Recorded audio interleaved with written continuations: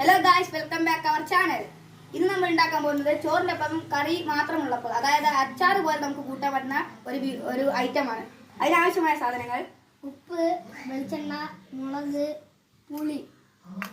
അപ്പോൾ നമുക്ക് ഇത് ഉണ്ടാക്കി എങ്ങനെയാണെന്ന് കാണിച്ചു തരാം. ആദ്യം കുറച്ച് മുളക് പൊടി,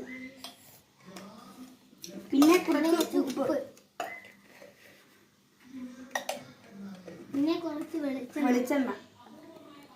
പിന്നെ ഇത് നന്നായിട്ട് കുഴക്കുക, മിക്സ് ചെയ്ത്.